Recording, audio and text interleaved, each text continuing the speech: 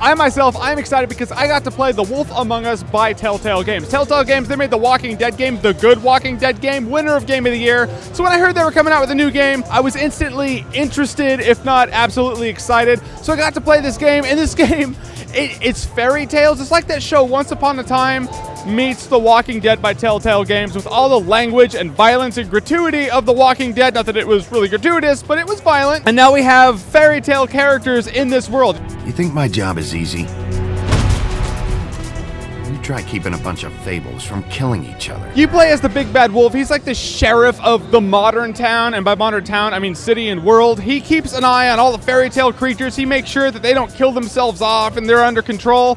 And then everything starts going wrong, and after that, it's a Telltale game with that fairy tale element. I was playing the segment where you go into this place where this dude who looks just like Captain Spaulding from House of a Thousand Corpses, I'm telling you, if the guy's not voiced by Captain Spaulding, they just made this guy look like Captain Spaulding because they like House of a Thousand Corpses. Anyhow, he's beating down this hooker, and so you throw him out a window and you start fighting him. There's a little frog guy and all these fairy tale elements with the Telltale Games. I'm getting that shit, and it's going to be released chapter by chapter like the Telltale Games Walking Dead was, so well, there goes my money, sequentially speaking.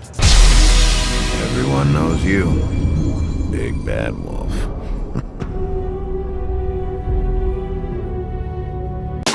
And one of the most interesting looking games at PAX has to be Watchdogs. When I first saw footage of Watchdogs, I thought it was really cool, but I wanted to do a video about it when I actually saw some real footage and some real revelation firsthand at PAX, and I finally did. And I used to think to myself, it's kind of like an Assassin's Creed in modern day vibe. It still has that vibe, but it really isn't as much of a ripoff as you might have initially thought it was.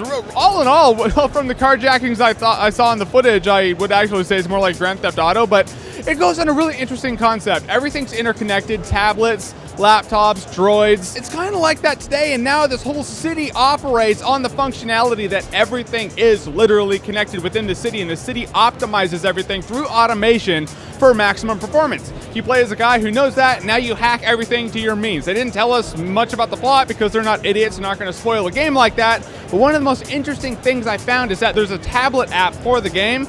Usually when games try to do a tablet cross-promotion, it doesn't always work out for me because it's kind of forced. It's like, what does that have to do with the game? But this tablet app actually works with the game. In multiplayer, whoever has the tablet app, it's an overhead view of the city. They're in a helicopter. The person playing the console version sees the helicopter above them, and they're tracking down the player, and they're messing with all the automation too. They're shutting down traffic lights. They're notifying police officers. They're making drawbridges go up. They're making that guy's life a living hell. You got to get away from the helicopter. Now I'm looking forward to getting the tablet app also, which I never do in games. I'm telling you, Watchdogs, one of the most anticipated games for me coming out this year. I'm telling you, this is one to look forward to.